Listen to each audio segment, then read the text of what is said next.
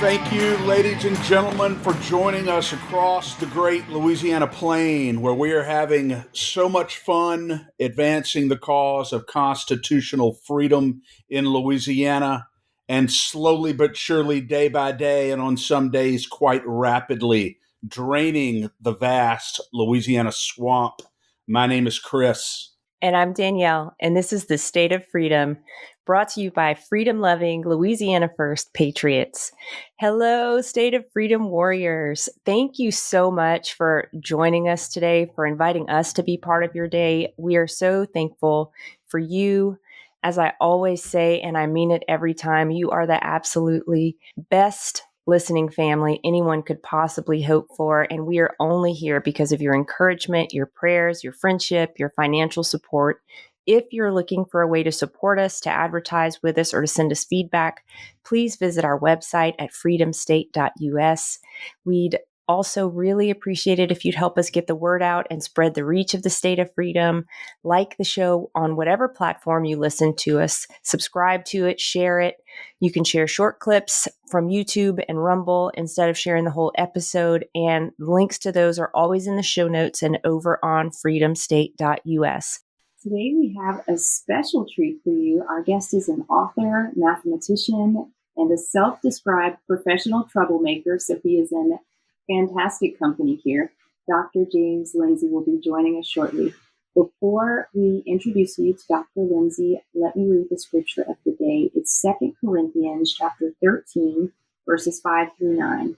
And it says, "Now your souls will be strengthened and healed if you hold steadfast to your faith. Haven't you already experienced Jesus Christ himself living in you? If not, you are deficient. I hope you understand that we cannot be devalued, but we pray to God that you will be flawless, not to validate our ministry among you, but so that you may continue on the path of righteousness, even if we are denigrated. For in reality, the power we have is used in support of the truth, not against it. And we claim before God that you will be fully equipped and mature, for it brings us great joy when you are strong, even if we seem weak and denigrated." And as I was reading this, I just thought, this is how a real leader thinks and speaks, what St. Paul was saying. He says the truth. He gets right to the heart of the matter by saying, if you haven't experienced Jesus living in you, then you are deficient. He reminds the church at Corinth that as followers of Jesus, we cannot be devalued. And I love that, because he draws out that their value is inherent in their Creator. And that value does not change even if Paul is mocked and his name is dragged through the mud. He's not worried about his own reputation or how others who are not under his care view him. He urges those who are under his leadership to stay on the path of righteousness. And what matters to him is the spiritual condition of those under his care, that they continue to grow in strength and maturity. He cares about legacy through them rather than about how he appears to the world around him. And as leaders in this spiritual battle to take back our state and our nation from darkness and demonic control, I hope that that encourages you and emboldens you today and refocuses you on what matters. Beautiful. I love the part where it says, and we continue on the path of righteousness, even if we are denigrated. That is so powerful, because you can't stand up for righteousness. You can't stand up in courage for things that truly matter and avoid being denigrated and criticized and disparaged. There's just no way to avoid it. That's probably the reason why Marcus Aurelius, the great Stoic philosopher and Roman emperor, said that, the people would be so much happier if they were far, far less concerned about other people's opinions and perceptions of them. So what a powerful, powerful reminder of how important it is to stay focused on God and to recognize that our value come from him, not from anything in this world. Speaking of a Marcus Aurelius type figure, what a pleasure to have the one and only Dr. James Lindsay with us here today, who has done, Danielle, perhaps more than just about anyone else in the country to raise awareness about a very sinister doctrine that is permeating our institutions in America called critical race theory. Dr. Lindsay, what a pleasure to have you with us. How are you today, sir? Thank you for joining us. I'm great. Thank you. Thank you for having me. I want to get right into this, Dr. Lindsay. What is critical theory? Where does it come from? And how much of a threat is it to American institutions? That's what our listeners really want to know, and we want to arm them with the knowledge that they need. Why should they be concerned about this? Well, if I can start, I mean, it's a weird start, but if I can start by being a little bit glib, critical theory comes from the pit of hell. Just to kind of put a punctuation mark on that. But no, historically speaking, it may not quite come from there. Well, at least maybe not from the pit, but certainly from somewhere in hell. We haven't identified its precise location yet. That's right. Yeah. So critical theory actually developed in the 1930s and 1940s as a response to a problem in Marxism. And the problem in Marxism was that Marxism wasn't working, at least not as predicted. Karl Marx specifically predicted that the industrial centers in the capitalist nations would see a workers' organization come up, execute a bloody revolution, and seize the means of production and power. And it did not happen. The capitalist nations, the advanced nations, did not do this. The only places that accepted communism were feudal nations. There were peasant societies. Russia first in 1917, China later in 1949. And in between, and afterwards, you have other countries in South Asia. You have the Eastern bloc countries in Europe at different times, and you have countries in South America that picked it up here and there. But in nowhere in history, by the time of critical theory was named in 1937, nowhere in history had you seen a capitalist society undergo a workers' revolution that led to a communist society or socialist society. It just hadn't happened anywhere. And so this was a major problem because Karl Marx said that that's what was going to happen, but something else happened. And so something was wrong, and they were trying to figure out two things. Why was Karl Marx wrong, and what do we do about it? And then the second thing was, what works in the West? What's the thing? What's happening in the West? And what they concluded, I mean, earlier than the 1910s, 1920s, there was a development of something we sometimes call cultural Marxism or Western Marxism, and critical theory was a development within that tradition, trying to answer the same questions. And what they concluded, or what Max Horkheimer, who created it, concluded, was that it's an error to believe that we can describe the ideal society on the terms of the existing society. So what we have to do instead is stop trying to give a picture of utopia, of the communist or socialist haven. Stop doing that. He said what we can do instead is criticize every aspect of the society that we have that we don't agree with. And so it became a relentlessly negative, relentlessly critical, relentlessly complaining ideology, a way to pick at the cultural institutions in particular that generate Western civilization so that those could be taken over. One of the predecessors of Horkheimer was a man named Antonio Gramsci, who said that the 5 key pillars that you want to attack are family, religion, education, media, and law. And the method of attacking them is twofold. One is the critical theory, which is to criticize whatever you see related to those institutions and their outputs as being, ineffective or oppressive, in particular oppressive, or leaving some people out, or unfair or unjust, or eventually, as identity politics came into it, racist or sexist or whatever else, homophobic and all the things.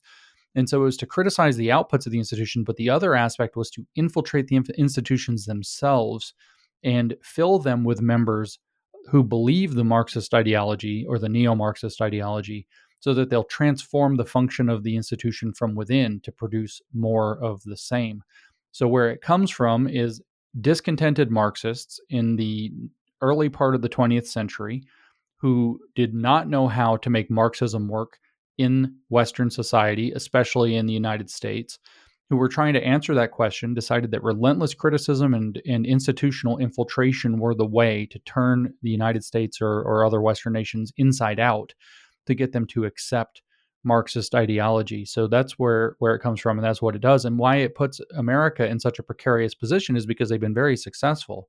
In the 60s, they started an infiltration into the universities, which has trickled down into every aspect of our society and every institution. And the reason is simple.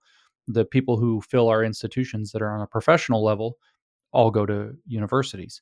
And so if you can capture the universities, you can capture where the professionals are trained, and you can get a certain percentage of them that has grown over time to go out into the world and take that ideology, that infiltration and subversion with them.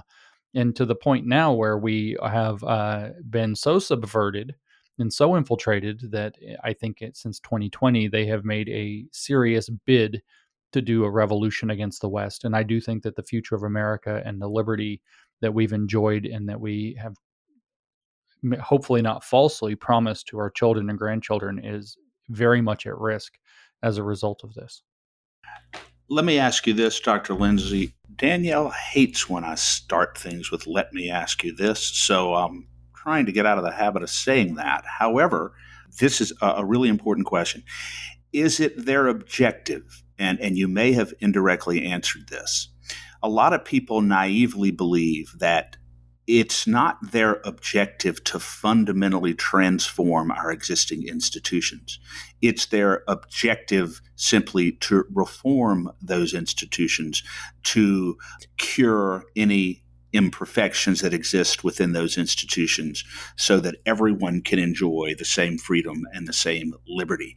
But your position and your theory is that their intent is to take an axe to the roots of Western institutions. Does that include the United States Constitution, the Declaration of Independence, state sovereignty, the idea of individual liberty and freedom? Are you saying that they want to dismantle all of that?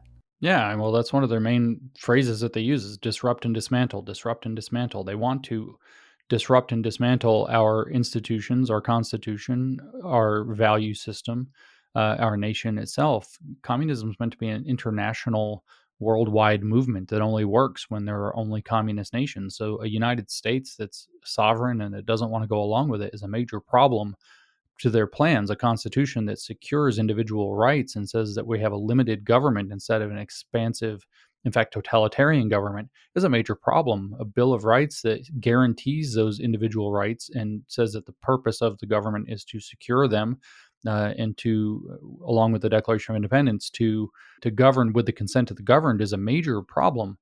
They would say that they want the consent of the governed as well, but they only admit certain people count. It's only the people who agree with them who count. Lenin laid that out very clearly in his 1917 book, State and Revolution, that there's two types of democracy. There's the type that we would think of as democracy, where people have political voice, but he says that actually only favors the powerful and the rich.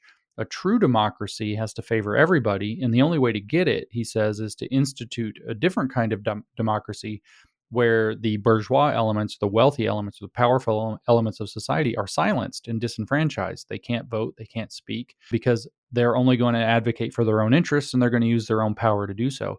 So when they say that they want to reform our institutions, you have to understand that their underlying worldview is anything that they don't control fully, that's not advancing Marxist ideology, needs reforming until it does. Their underlying worldview is only that which advances Marxist ideology is acceptable.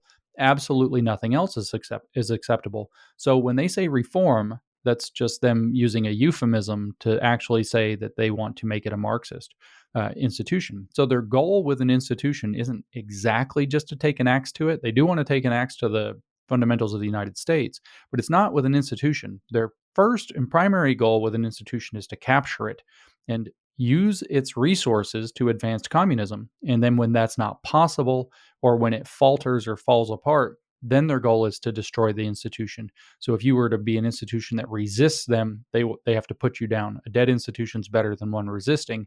But if they can capture it and steal your resources and put it to their work of advancing Marxism, that's their preferred agenda. It sounds very parasitic. It is. It's an ideological parasite, and it only works, in fact, when it's able to siphon off resources from something else, whether that's physical capital, whether that's social capital, cultural capital. Look, for example, at Harvard. Harvard went in a year from being the best brand in America to the worst brand in America, pretty much, period. 400-year-old university almost.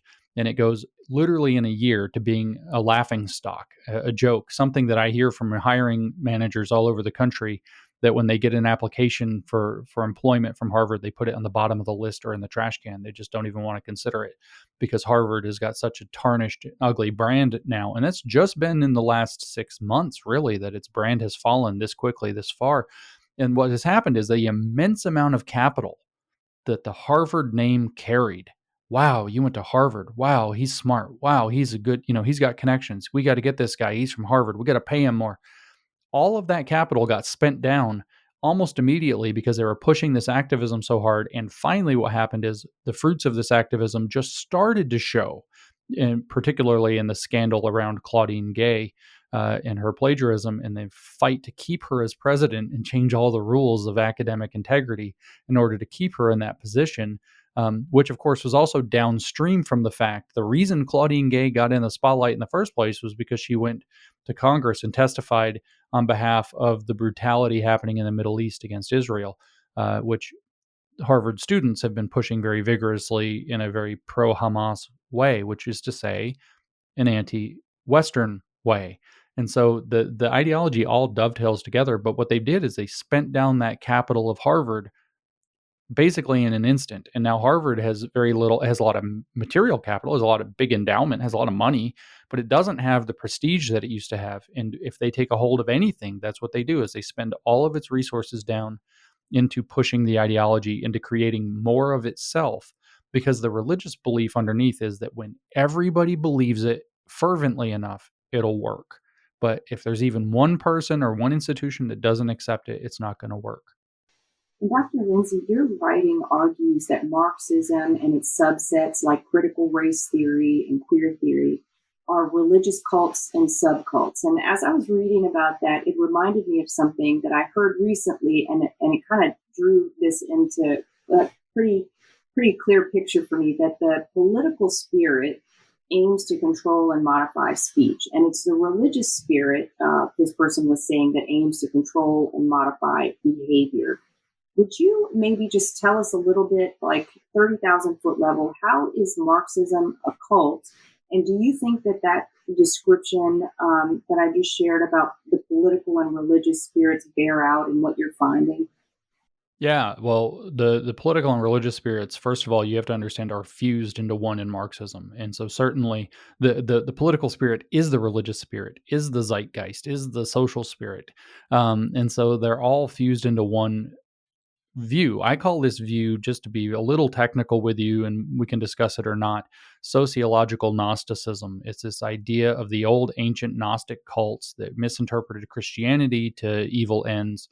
Instead, now it's saying that it's not really a spiritual realm where all of those things are playing out. It's actually in the social realm. There are certain powerful entities in the social realm who control everybody else's life in order to their own benefit. And if they aren't doing what the powerful want, then they're going to throw them out of the Garden of Eden and make them work and toil and suffer and be alienated from who they are. So without getting into all of that, I think that that's at the bottom. But if we look at Marx himself, what was, a lot of people think he put it forth the economic theory that doesn't work.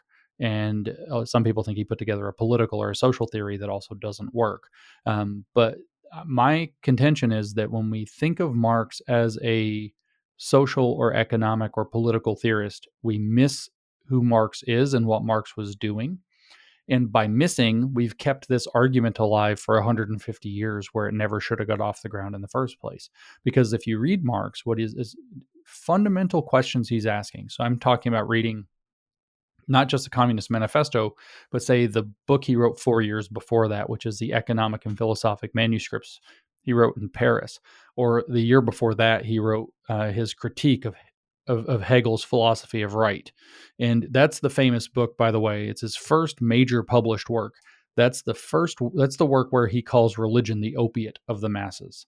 And so when we read this Marx, who's building his foundation that went on to become the Communist Manifesto and then a little later Das Kapital, when we read this Marx, and it's consistent throughout those later writings, but he's got a more specific project of building out his economic system. But the early Marx is very clear that the question he's trying to answer is, who is man and what makes man who he is? Those are fundamentally religious questions. what does it mean to be human is a fundamentally theological question. I don't mean what does it mean to be Homo sapiens, which maybe is a biological or whatever question. I mean, what does it mean to be human? And that's a fundamentally theological question. And that's the question he's trying to answer. And his answer is that man is the product of his society. So the society has a set of conditions, economic conditions in particular, and those impose upon man a character, and that makes him who he is. And so, well, where did society come from? And he says, well, man makes society. So you have this circular logic of man making society and society making man and endlessly going in a spiral. And he said, what we can do is rather than just letting this kind of wander through history, where man is making society and then that society contours his descendants to the next generation, he says we can seize the means of production. We can seize the means for him specifically of economic production, and that was the point of Das Kapital and the Communist Manifesto later on. But the purpose of the means of economic production for him was that that's what defines man's character. That's what defines who he knows himself to be, how he interacts in the world, how he knows his brother in the world. And his claim was, and this is again a fundamentally religious claim. By the way, before I say the fundamentally religious claim, let me just point out, if you're seizing the means of production of man in his future evolution through whatever mechanism, that's eugenics. And so it's a spiritual eugenics program he's putting forth. But his answer to who man is that man is fundamentally a communist. He called it a social man or socialist man.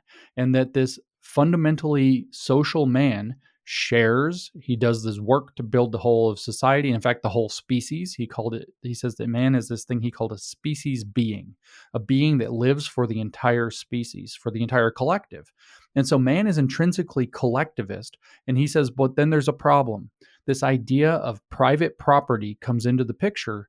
And all of a sudden, you as one person can say, this is my private property solely to me. And I can say as a person, this is my private property solely to me. And you and I can now conflict and say, I'm me, I'm not you, you're not me. We're two different people. We are individuals.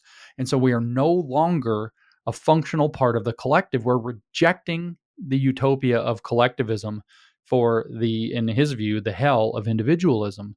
And so this, again, is a fundamentally theological construction. So his idea is that if we were to just recondition man to, in his word, transcend the idea of private property into what he calls communal property or commonwealth, where we all share everything all the time, from each according to his ability, to each according to his needs, then we would leave behind this state of the world, this fallen state of the world, and return to our birthright, which is a man-made Garden of Eden that we get to enter back into on our own terms. And so this is fundamentally a theological movement. But because it's based off of this circular logic, and it's based off of the literally, if man is making society and society is making man, it is the powerful in society, in the Marxist theory of conflict, that determine what shapes man, which is what's desired to be seized. What we're dealing with then is not, and this is a technical term, and I apologize for being too technical, we're not dealing with a theology, although I've characterized it as such in the past. We're actually dealing with something called theosophy, which is a kind of the word we would use for theosophy is New Age these days. It's a religion of transformation, or a cult of transformation. And in this case, it's a totalitarian cult of transformation. It only works when everybody in the world subscribes to it and fervently tries to apply it. And his goal is to remake institutions and remake mankind itself through the power of those institutions, so that we're all on board with this program, which he starts from the beginning assuming is what our true nature is. So he, rather than saying that we're individual children of God made in the image of God, we are members of a collective species that creates itself, and we just have to remember who we truly are. And that's fundamentally a cult religious question that he's answering. And I can't think of anything that is more antithetical, Dr. Lindsay, to the foundational principles of Western societies than the explanation that you just gave of collectivist societies.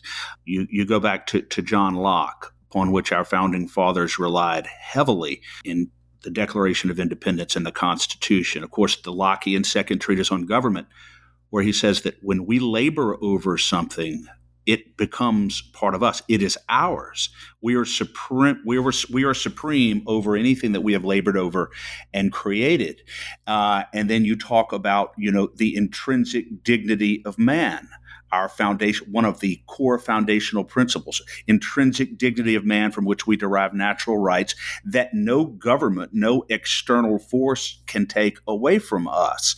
And then, of course, the sovereignty of God.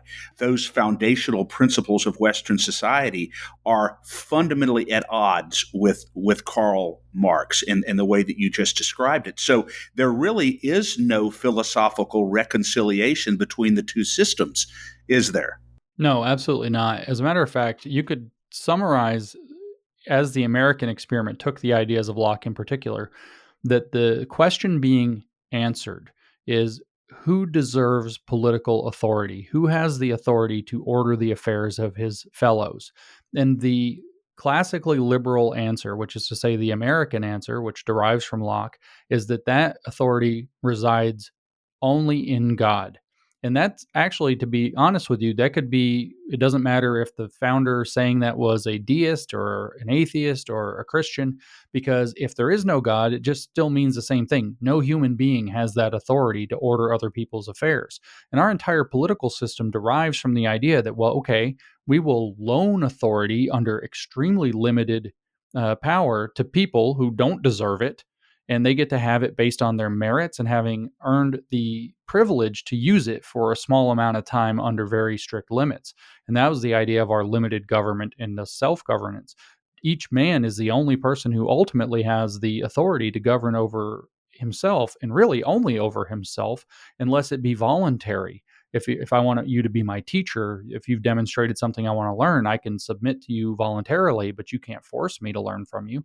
And this is the idea, because nobody intrinsically deserves political authority, because, as you said, sovereignty belongs to God alone.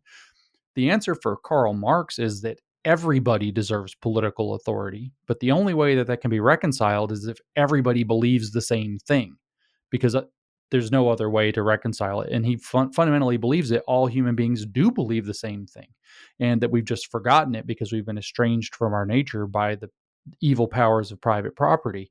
And so as a result, what they say in the interim, since we can't just jump to the state where everybody has political authority over everybody else, in other words, everybody's agreeing in the collective, the only option is to empower an enlightened cadre, an enlightened state that will enforce the correct ideology on us because they happen to know it.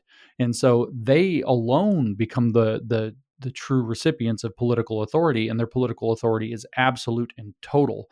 And so certain men who have elevated themselves, and of course it's all self-serving. How do you elevate yourself? For Marx, you have to be what's called the awakened socialist man.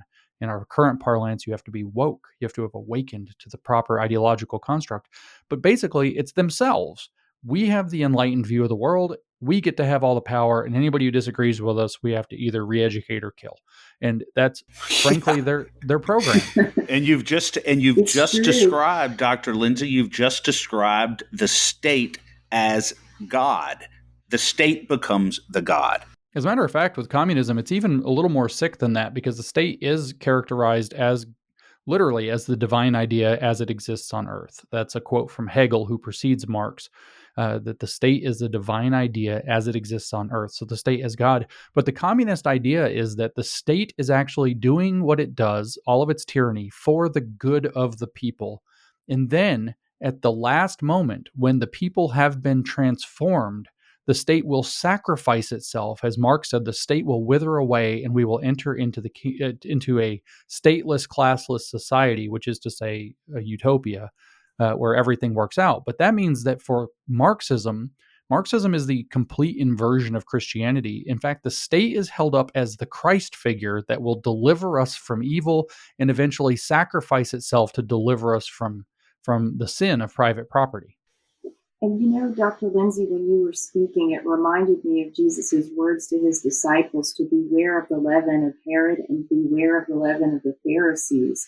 And when you talked about that, one of the core tenets of Marxism hinging on spiritual eugenics and taking away the right of production from people, that kind of brought it all together for me, that they do want death. They want death and they want control. And that those two things are exactly what Jesus warned about. Oh yeah, that would be correct. That's the implementation of their program works exactly that way. And the reason they want control is because what Lenin said about what I was just mentioning, when is the state going to wither away? Because it turns out the Russians noticed, the Soviet Union the people that lived there noticed that the state wasn't withering away very much. In fact, it was absolutely that's the thing. tyrannical. It's not sacrificing itself. Well, what Lenin said is that the state will wither away at precisely the moment it achieves perfect power. In other words, when the state is powerful enough to have reconfigured the very thinking or even the very biological foundation and needs of humans to be communists, that is the moment at which the state becomes irrelevant. But the only way that it can do that is to reach absolute tyrannical power. And so Lenin confessed, he gave away the entire game, that that's what their program is. I find it just stunning that any person, any philosopher would teach that power, that the acquisition of power purifies, has a tendency to purify and sort of immolate itself rather than to corrupt the heart and the spirit and to motivate a desire to gain even more power, as Aristotle said. It's just bizarre to me. That seems so fundamental to me that the acquisition of power always tends to corrupt, and that people who have power and governments who have power never relinquish it voluntarily. What a bizarre theory that Marx put forward and that Lenin apparently embraced. How seriously he embraced it, Dr. Lindsay, I guess is only between he and God. But it's hard for me to understand how someone could really take that philosophy seriously.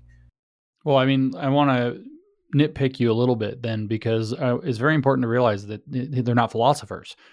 Philosopher comes from the Greek philos and sophia, which means love of wisdom. In fact, in the discussions where philosophers laid out, so this is written in Plato, the discussions with Socrates, do you have wisdom? And he says, no, I do not have wisdom. Possessing wisdom is so high and mighty that it's only in the province of the gods to have wisdom. We don't have wisdom. We love wisdom. We pursue the truth. This is where Jesus echoes the same sentiment when he says, love the Lord your God with all your heart and all your mind and all your soul and all your strength. And of course, also that God is identified directly with the Logos and with truth. And so the idea is that we love wisdom, we love truth, we pursue them, but we know that we're fallible. And so philosophers start from that position. But then when you switch over and realize that these guys are not philosophers, they're theosophists, which is to say they're wizards. They believe they're entitled to the power to enforce in their minds, absolutely correct view of the world onto everybody else. So they've abandoned the love of wisdom, the pursuit of truth, which is what philosophy is about, and they've taken up a different path. But they cloak themselves in the language of philosophy. They cloak themselves in the style of philosophy, and we ended up mistreating them as philosophers when all along we should have been seeing them as something completely else. Whether we want to call them theosophists, whether we want to call them Gnostics, whether we want to call them Hermeticists, there are different words that all kind of encapsulate what we would call New Age now. Well, there was a big New Age movement in Europe at the time in the wealthy classes in the 19th century, going back to probably maybe 15th century. And it was all the rage. And they're frankly power hungry. To use the word from Eric Fogelin, they're wizards. They are not interested in truth. They are not interested in wisdom or its pursuit. They do not love wisdom or truth or God. They love power. They love the power to enforce their views. And in practice, what's really going on is they're dysfunctional. They don't know how to integrate themselves functionally and successfully into life. So they want to force the world around them to conform to their needs. Which is psychopathic behavior and narcissistic behavior. The old saying is that you prepare the child for the road, you don't prepare the road for the child, and it's the exact inversion of that. It's not reality that we have to equip our kids to prepare to deal with. And this is what's happening in our schools. It's that you get the kids to demand that the world accommodate them, And you get the adults that take this up, that the world is going to accommodate them. Karl Marx, why is he obsessed with the idea that economic conditions make man? Because he didn't want to get a job. It all boils down to he felt like he should get paid to write his theoretical ideas and be treated as a great person because he was an intellectual narcissist who was not being satisfied by the fact that nobody took him seriously in his own time. So interesting. Yeah. What I wanted to kind of bring us back to is this idea that you brought up of the criticism, because I was just wondering as you were talking, how did this get us to where we are today? Because, the people who espouse these Marxist type beliefs call themselves the open-minded ones. They call us, homophobes, racists, small-minded, closed-minded, backwoods, whatever kind of name calling they may call. And I guess maybe part of the response is that it's the criticism that's supposed to shut us down. But how do they try and get away with calling themselves open-minded and their selves and their, quote unquote realization of the truth or their truth as freedom? They claim, or they feel like they believe something that you don't. So they must have a more open mind than you do. And typically with the things that they believe, I've compared this where, in John 1, it's very clear that Christianity is a religion based on the logos. Quite literally, that's how John 1 starts. So it's not in question what Christianity is based on. And we could differ theologically from one camp to another as to what the logos represents, but that's beside the point. What's going on with Marxism is it's much more accurately a religion of pathos, of emotion. And it's tapping into the various ideas. They say, well, they're more enlightened because they're more accepting of certain things that are actually very frequently intolerable. They believe that they care more and care better than other people, where in fact, in the cases where it's a manipulation, they're actually using things like empathy and compassion to manipulate people into contouring the world to satisfy them. And in the cases where it's people going along with it, they've had their empathy weaponized against them. And you've stepped out of the space of caring about people and empathetically, identifying with the struggle that they're going through and looking to find a path of help for them. And you've stepped into the state that in drug abuse, you would call enablement, or even in narcissism, you would call enablement. You're enabling the person who wants the world contoured around them. And so their hobby is to recast all of the negative things that they do in very positive lights and then claim that everybody else is doing the negative thing.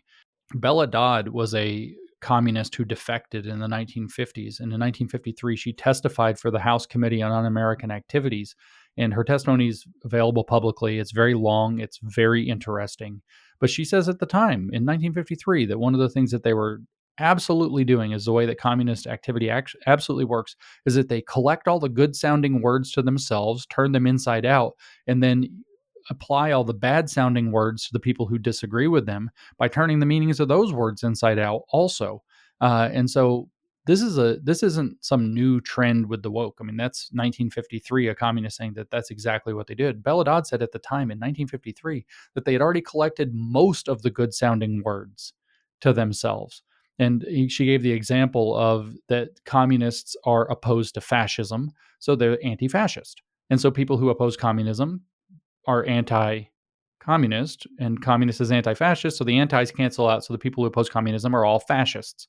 And they've turned the words all inside out as though there's no other option or way to understand it.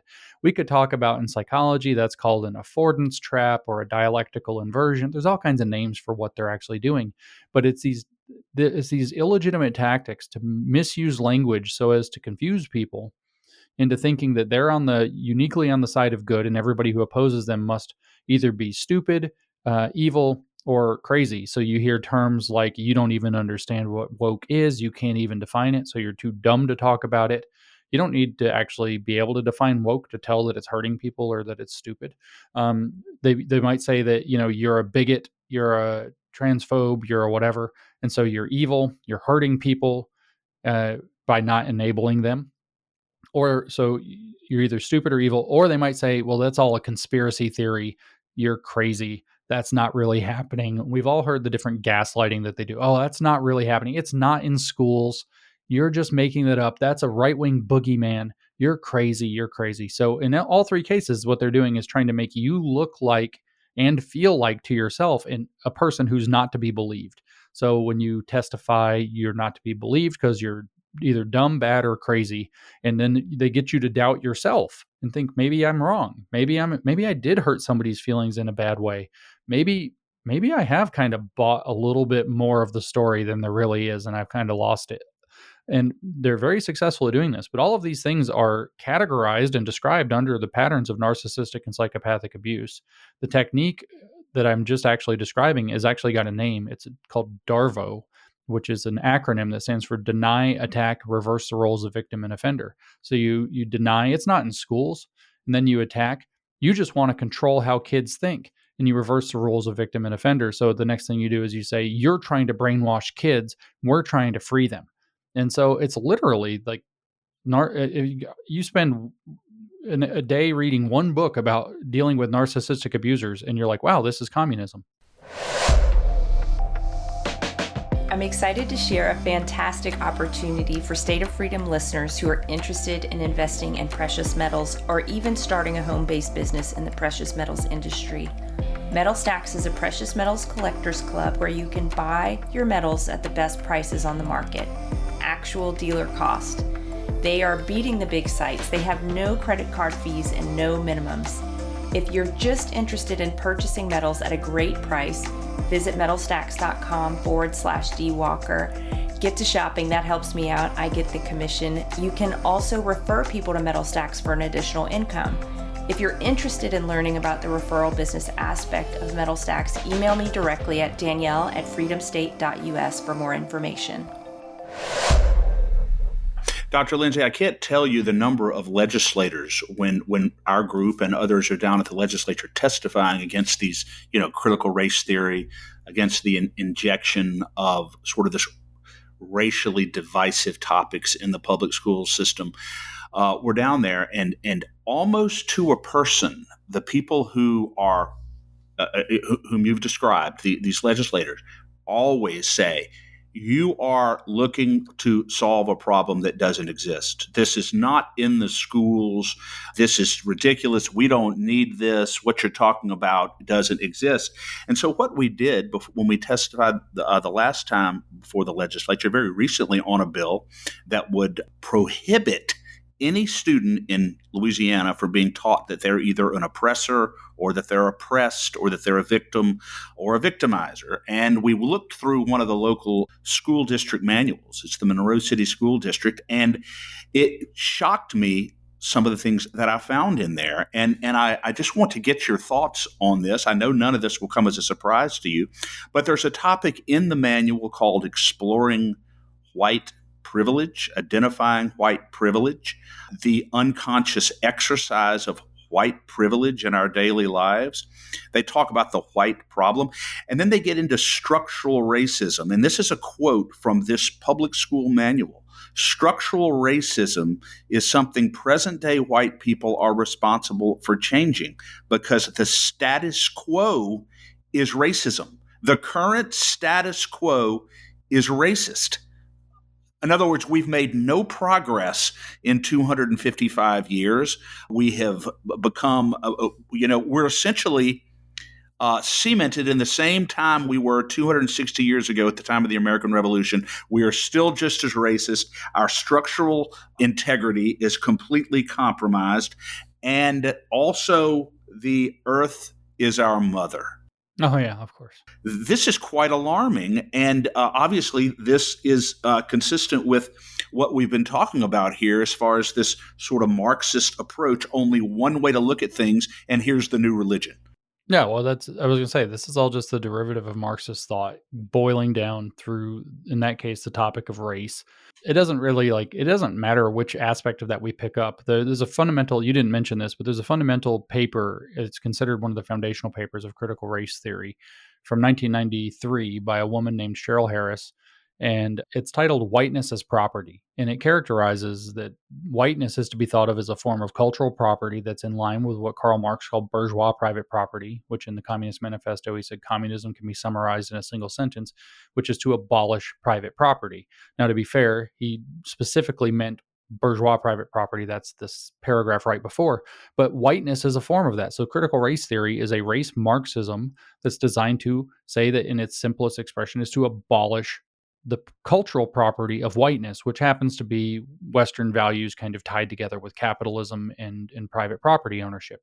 And they just create a set of excuses that try to make out that that's still the fundamental problem. But there's true, I mean, that's what, so white privilege means benefiting from that system, which has been set up rather than being harmed by it. So chapter 1, page 1 of the Communist Manifesto, it says that the entirety of communism can be summarized in that it is the history of the world proceeds through conflict that is described in a word as oppressor versus oppressed. So white privilege is people who benefit from an oppressive structure by virtue of some unjust thing like their skin color. So anytime they're talking about this, these are all Marxist constructs. It's designed to create conflict across a line of division, or what they call stratification in society. So that's that. But there's a fundamental irony here. They say that we have a fundamental racist society and white people have to dismantle it because the racism is so effective. If we had a fundamentally racist society, we would dismiss this. We would not participate in it. Only a society that rejects racism would accept any of these arguments. So they have a fundamentally self-defeating argument. In other words, put more simply, Marxists always lie. Marxists just always lie. And if we draw the analogy, the theological analogy to where we think this might actually come from, it's very simple. The words in Hebrew that represent Satan translate as prosecutor, deceiver.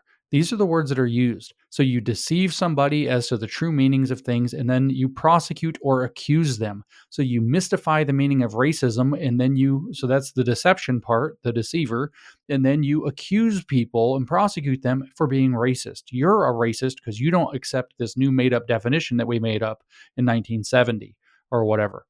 Yeah, and when in reality it's their projection. What you've referred to, I love this, by the way, Dr. Lindsay, the iron law of woke projection. It seems like everything that they do involves them projecting their own proclivities onto other people and accusing other people of doing exactly what they're doing. It seems to be exactly what they do. I've not seen an instance where it misses yet as an iron law, but it's also a very effective, just kind of besides the fact that it is what they're doing, it's a very effective tool of propaganda. It was well known in political warfare that one of the first rules, and I think that the Nazis used this, but I certainly know that this was used in politics and dirty politics for many years, is accuse your enemy of exactly what you want to do. And it confuses the entire situation. They're scrambling. The word gets all muddied up trying to figure out what it means. And then you just go ahead and do it. And you kind of dare them to accuse you. So they're daring us to point out that critical race theory is fundamentally inducing conflict across the races and inducing racism. And in fact, that it has a racist attitude, that people's white skin automatically puts them in complicity. And of course, you can tell it's kind of stupid because now Asian women, for example, outperform white men in society financially and professionally. And so rather than dealing with that fact by saying that, maybe that their model of white supremacy is kind of wrong, what they say instead is that Asian women are white people. And so, yeah, yes. They're also men, I'm sure. Yeah, well, whatever it has certainly to be. The cult can't be wrong. So it's whatever it has to be. So, I mean, this is just how they operate. They always are projecting. They're always telling you how they think the world works. So they're confessing. That's how kind of the deeper level of how the iron law of woke projection works, is that they think the world works in a way that it doesn't work. And so, for example, when they say that at church or in families we're brainwashing our kids, that's because they think all education is brainwashing. And so they have a right to do their liberatory brainwashing in the schools because everything that happens to a child's already brainwashing as it is. So what they're doing is they're saying, hey, guess what? I want to brainwash because that's what I think the point of education is. And so then that's the deception. And then the accusation comes. And you're already brainwashing your own kids at home into your conservative values. You're brainwashing them to take them to church and teach them about Jesus. You're brainwashing them here. The police are brainwashing them there. Everybody's brainwashing them. So schooling is just brainwashing, and we're just trying to reorganize it and do it better. By the way, that I said this fancy term earlier, dialectical inversion. that is a dialectical inversion. That's the definition of that technique. So yeah, they are always doing this, but what they're doing, and the reason they do it, is they have a messed up view of how the world works based on their own entitlement complex, and they are projecting out that other people think according to their broken ways of thinking. Like, for example, there are lawsuits. Louisiana, I believe, prohibited so-called gender-affirming care. Some other states, 20-something, 24 or 26 states have prohibited gender-affirming care. And the usual rebuttal that you hear, whether in lawsuits or whether just from the media, is that this is a discriminatory action against transgender people. What they're telling you is that they think that everything that's somebody not getting what they want is discrimination. And so, since they want to transform society, it's going to necessarily mean the privileged class is not getting what they want. So what are they going to do? Discriminate against them. And that's what we see in practice. Yeah. And Dr. Lindsay, you mentioned legislation, and we have a lot of mental health bills coming through our legislature, both by Republicans and Democrats this coming the session that we're in right now. Based on this brainwashing technique, what kind of problems do you see if these mental health bills create some kind of service through our public school system, for instance? What is that going to mean for our children? The mental health initiatives in the schools is one of the biggest problems in the country. It's a very, very, very bad idea. To create that apparatus, whether it's put in place with good intentions or bad intentions, still creates the apparatus. It changes the purpose of the school. The school has had a sprawling purpose over the past decades, and I'm not going to adjudicate good or bad on any of these particular points, but just to make the illustration, schools went from being a facility for educating to a facility for feeding and educating, and to certain degrees to providing now medical care, which is now being expanded into mental health care, which is a concerning spread or sprawl of scope of what the school is intended to be. And it's my personal belief that the school is not equipped to be a clinic. Its professionals are not equipped to be a clinic. And you could say, well, why don't we hire clinicians to work there? And it's like, well, if you're going to do that, why don't you just send your kid to the doctor, right? Like, why don't you go where the clinicians already are, where that's specialized in that, and where the environments are more controlled and where there's not this opportunity for confusion. But it is the fact that we do have a youth mental health crisis in our country. This, and probably in your state, like all states, this is the fact. Part of that was exacerbated by COVID. Some of it seems to be in a way that nobody's figured out yet, exacerbated by social media. Some of it has to do with just the literally insanity of the country. I talk to a lot of young people who don't know if they have a future. They don't know what it means to be in the future. We have induction of things like sex and gender confusion, sexuality confusion into kids is supposed to be good for them, but it causes trauma and confusion. These are adult themes. It's not appropriate. So there is legitimately a mental health crisis fueled by a number of factors that we don't fully understand, that we can make some guesses about. But the idea that the schools are going to fix it is a humongous problem, because that all comes down to a incorrect scope of what the school is intended to do, which takes advantage of parents. But B, it has a deeper problem to it, is that who's going to control what that means? And right now we know that that's tended to be controlled under branding like social and emotional learning, which is extremely popular. But the social emotional learning techniques are described in their own literature as meant to induce personal crisis or induce cognitive dissonance, and then as a learning process to teach them the social and emotional coping skills to overcome that. That's very explicit in documentation about social emotional learning from UNESCO, for example, that the point is to cause the children to be in a position of discomfort, profound psychological discomfort, and then to teach them tools to override that discomfort to accept whatever they're being given. We know that social emotional learning is all geared toward what they call a lens of equity and inclusion. So we know that it tends to be that the correct resolution to mental health issues is geared directly in line with accepting the so-called inclusion narrative or the diversity narrative or the equity way of thinking, or as you mentioned, Mother Earth a minute ago, what they call education for sustainable development, or even further now with all the migration coming, or I shouldn't say that, the illegal immigration happening in our country, what they call global citizenship. understanding of themselves. So everybody's a global citizen of everything. So things like United States national citizenship or Louisiana state citizenship would be considered illegitimate and exclusionary of people who are, as they think the euphemism they're using is undocumented Americans or undocumented Louisianans, which is a nice way to say somebody that needs to get put on a plane and sent back to their country of origin. I think that this push into mental health is a Trojan horse to be able to bring more of these initiatives in, many of which with social emotional learning, I think it's unambiguously brainwashing.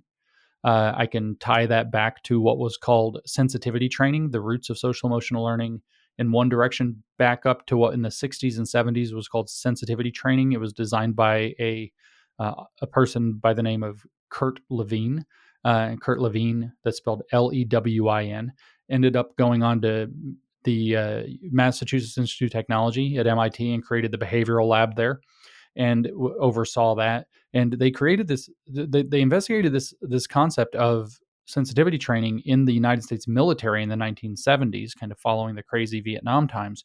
And they found the CIA has a declassified document. You can go get it on the CIA website. So it's not like I got some secret illegal document. It's out there publicly. But they said in 1974 that sensitivity training, which all of this stuff is downstream from, sensitivity training is in fact inappropriate for the military because it overrides the capacity for independent thought and judgment, and in fact that it derives and shows many parallels to the style of brainwashing done in Mao Zedong's China. And that's where we derive this from, and we have it explicitly in their own literature that it's to induce states of cognitive dissonance, which is a form of psychological trauma, and then to override those to what they call productive resolutions through the social emotional learning techniques themselves and through structuring the environment around the learner so that it resolves in the direction they want it to go. That's completely inappropriate. That's not the scope. But I think that these mental health initiatives are a backdoor into that, not even to mention the backdoor that it creates for pharma. Some states are talking about doing telemedicine with children with no parental oversight whatsoever, even young children. North Carolina is facing that problem, for example, even down into kindergarten because they don't have an age restriction on telemedicine practice through the school whatsoever. And these doctors, you could have a child in school potentially talking to a mental health professional who's prescribing them, SSRIs or other mood-altering prescription drugs, sometimes without the parents' knowledge. And it's all coming in under the auspices of this mental health kind of initiative. And you just have to ask yourself right now, in our society, the way that it is filled with these very aggressive activists, who are 8 out of 10 of the people, like if it's all totally above board, who are 8 out of 10 of the people who are going to sign up to do this going to be? They're going to be activists who have other agendas in mind that want to take advantage of the structure that you're creating for them. And that's just kind of touching the tip of the iceberg. But these mental health initiatives, I think, are a gigantic backdoor into being able to dump large amounts of state and federal money into programs that are ultimately not in our children's best interests and are not likely to solve. What has the school done besides back when it was the 3 R's that got better by coming up with some new program? It's the most failed institution for solving problems I think the society's ever created. Well, it is, Dr. Lindsay. My understanding, reading Heather McDonald's recent article, is that I was stunned when I read this, that over 50% of high school students in the 12th grade in the United States public schools basically cannot read, do not have basic reading skills. And I was stunned. I knew it was bad. I didn't know that it was that bad. Is that by design? Is that intentional? Do the powers that be, the Marxists, the critical race theoreticians, the ones injecting all this, do they want our students to be illiterate? Well, I think the answer is yes. So let me start there. I cannot point to anything terribly specific beyond the warnings of, say, the famous video of Yuri Besnamov from the 1980s, where he said that the point to demoralize in education is to actually teach useless things. Don't teach children critical thinking. Don't teach them reading. Don't teach them actual skills, but rather just fill their time and fill their heads with kind of a waste of time, not necessarily indoctrinate them, but just waste their time.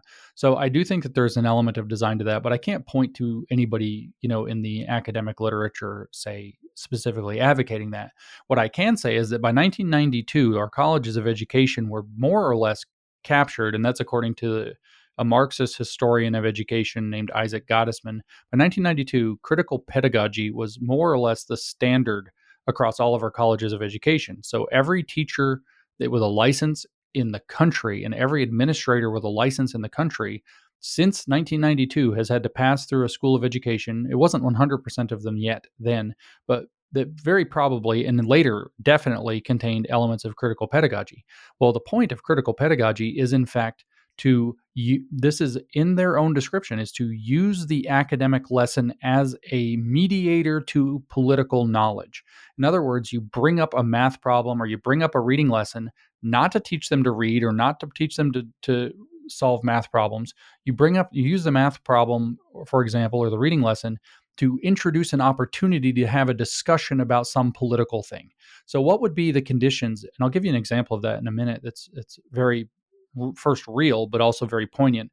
What would be the conditions that what's the result? If we judge by the fruit, what would be the result if you were using the academic material in a school as an excuse to do political conversation, particularly radical political conversation with the children? You would expect to see diminishing rates of academic mastery. You would expect to see less reading, less mastery in mathematics, less awareness of the basics of science or history, and so on.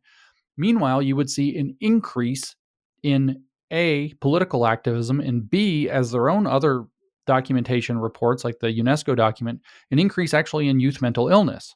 Now imagine if you were to weaponize that youth mental illness crisis that you're generating through inappropriate instruction by making everything a political topic and everything's on eggshells and everything's complicated and confusing, and then say, well, we have a mental health crisis and we have to solve that by bringing in even more programming in line with the things that we so-called believe are going to fix the problem. Wouldn't that be just the perfect grift? But here's how this actually works. This is a real example from the state of Indiana. This was actually in a teacher professional development training under the branding of social emotional learning. And it was to teach teachers to do this with anything. Any single math problem, and this happens to be a math problem. And the math problem that they were given as an example reads this way. Johnny is riding in the car with his mom and dad on the way to an amusement park. The amusement park is 50 miles away, and they've already driven 30 miles. How much further do they have to go? That turns out to be a second grade, or maybe third grade, but usually second grade subtraction problem in the form of a word problem that's accessible to the kids because it's talking about riding in the car to an amusement park, so they get it. In critical pedagogy, phrases like amusement park are what are called generative themes. They generate the opportunity to have a radicalizing political conversation with the students. And so the way the teachers in Indiana were being trained to deal with this, remember, Indiana is not precisely a super liberal state, as a Republican supermajority in both houses, I think, or close to it. The way that they're taught to deal with that is to say, hey, kids, who's ever been to an amusement park? And you're dealing again with second graders, that's 7-year-olds. So some of them probably have, and some of them probably haven't. In other words, you have what Marx would call a stratified population. Some raise their hands, some don't. And now what you have is a difference in the class. Some kids, yes, some kids, no. And you say, wow, some of you have and some of you haven't. Is that fair? And so you introduce the emotional element to the kids. And then you say, well, what are some reasons why people might not be able to go to an amusement park? And notice that you're not solving the math problem. You're not teaching the kids how to extract the subtraction problem from the paragraph, solve it, and give the answer back in words, which is what math education should be doing. You're now having a conversation is, why is this unfair? Why is it some kids don't get to go? And they're told to keep priming the kids for another answer, and kids love to talk, so they'll give lots of answers until somebody says something like, not everybody can afford it. And then you take them off in the direction of what could you do to make it so more people could afford it? And you prime them until they start giving answers consistent with socialism. So technically, the teacher never taught them socialism. They just pushed and pushed and pushed and pushed and pushed until those answers came out. And then they applauded those answers and changed directions. There are actually 3 generative themes in that word problem: mom and dad, car, and amusement park, which open up the possibility to have at least 5 and maybe 6 political conversations ranging from, like I said, the socialism into parental authority. Should the parents be allowed to decide these things, or should the school decide instead? We're your buddies, they're your problem. 7-year-olds. It could be in sex and sexuality. It could be in feminism. It could be in environmentalism. And if you end up with the kids who raise their hand having a racial difference, you have an opening for a critical race theory conversation as well, if you want to prime it in that direction. And that's what the teachers are being taught to do with a completely innocuous word problem. That's critical pedagogy. If that's what's happening, let me go back to my point. What would you expect over time of kids educated this way? What you would expect over time is activist kids who can't read, write, or do math. And what do we see the statistics trending toward? Kids who are more and more activist, more and more stressed out and confused, depressed and anxious, and less able to read and do math. You see, you judge it by its fruit. It's right there. So they are inducing, so these powers, these influences are both inducing the state of anxiety and stress and fear, and then offering what they believe is the solution to the problem, which is to become woke leftist activists.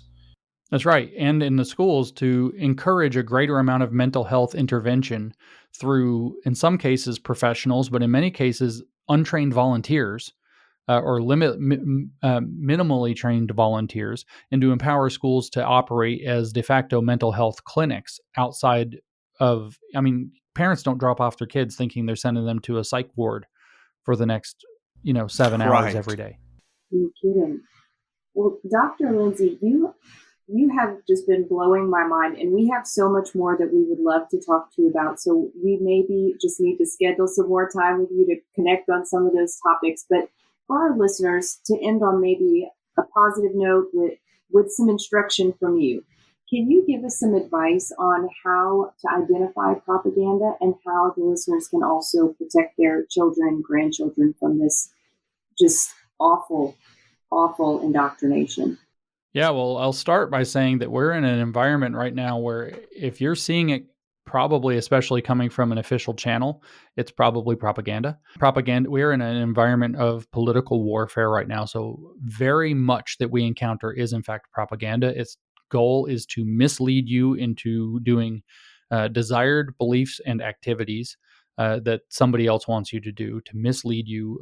What actually George Soros calls these things fertile fallacies. They are misperceptions about reality that might be induced by a lie or through a partial truth that are fertile in the sense that they will lead you to make the wrong actions in the circumstances, but actions in desired directions according to the people putting it out. That's the way propaganda works. What I would tell people for identifying it is that there's no excuse at this point in a political warfare environment. Everybody's a combatant. There are no civilians.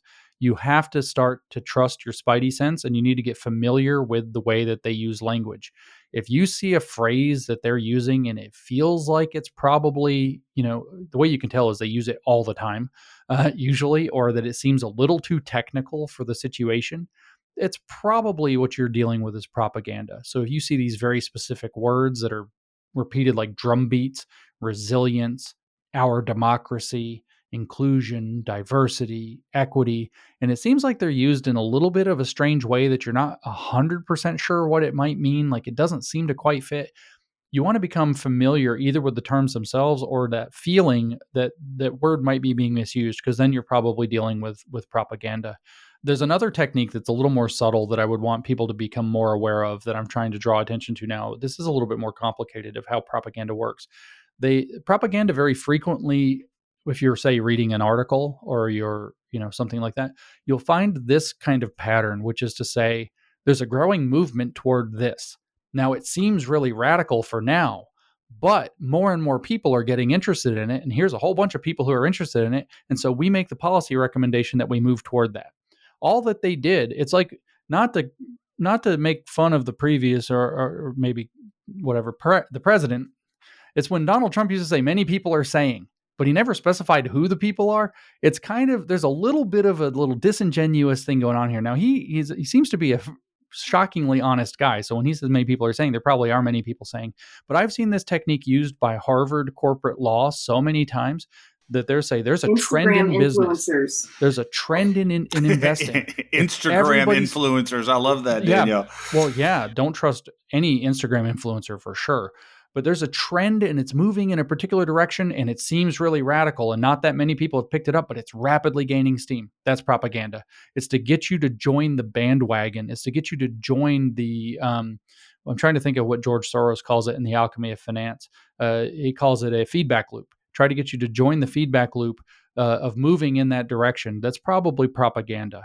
And so when you see something and it says, well, that doesn't seem like it's really good, or it uses some of these buzzwords and they say, well, it's a growing movement. Everybody's starting to get involved. Actually, it's really radical and not that many people are involved yet, but it's growing. Look how it's growing. What they're trying to do is induce people into getting involved, because the goal of the propaganda in that form is to get people to make something that is not true come true. Dr. Lindsay, is one of those things that our institutions, the status quo in the United States of America now, the status quo is structural racism? Is that absolutely one of the things that they want people to believe is true, even though it's not true? That's right. They want people to believe that, and more people are becoming anti-racist. And here's all these activist things you have to do to be an anti-racist. Or there's a growing mental health crisis, so a lot of places are starting to take very seriously that we have to get involved with helping our youth. You want to help your youth with mental health, it's probably get more involved and direct with them as parents, have family dinner, go to church once a week together, whether they like it or not, send them outside, take the device away, watch family movies with no devices for a little while, bond, actually, help them into a state of like healthy and secure attachment. It's not, it's like good diet and go outside is way more medicine than, let's get a social worker at the school to screw around in their head and deal with these kind of implanted ideas. But yeah, it's all of these things where it feels like they're trying to build a movement of a bunch of people into believing a certain thing and taking a certain action. It's probably propaganda. I see people all over the place, Dr. Lindsay, who are looking at things, and I talk to them, and they know full well that what they're being told is an absolute lie. There's no evidence for it. It is completely baseless. Yet they have been chilled into silence for fear of being accused of something that they know they're not. So they won't even speak the truth. They're afraid to speak the truth.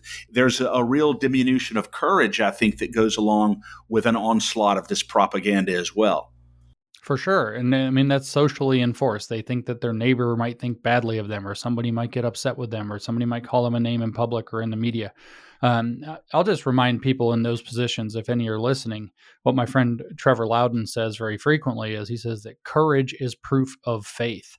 So if you have faith that you believe in something bigger than yourself, then courage is the proof. It's, when they say in the Bible that faith without works is dead, courage is the link between faith and works.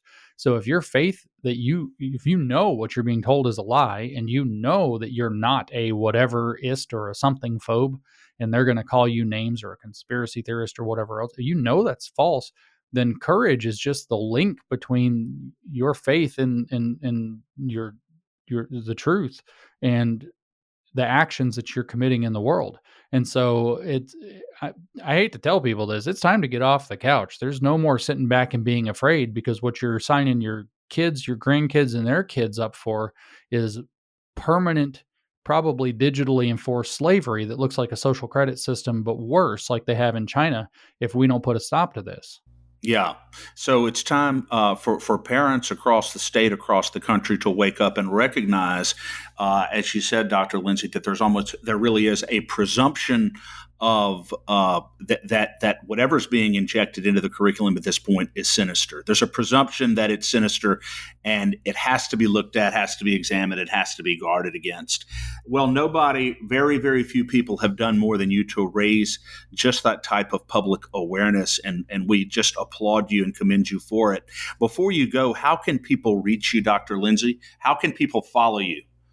Yeah, I got a website. We'll start there. It's got all my articles and podcasts. I've got more hours of stuff to listen to than you can handle, I would reckon, on there. And it's called newdiscourses.com. So the website is the best place to find the stuff that I put out. You can kind of connect from there, newdiscourses.com. You can find me on social media at Conceptual James, which is kind of a lot of letters. But Conceptual James is my handle across all the social media platforms. Pick your favorite, with the one exception of Facebook, which banned me for life, so I'm not on there. Well, that might be, I'm sure that you wear that as a large, shiny badge of honor. I sure do. It was for a good joke, too, so it's really, it wasn't even like I put out misinformation or disinformation. I put a joke.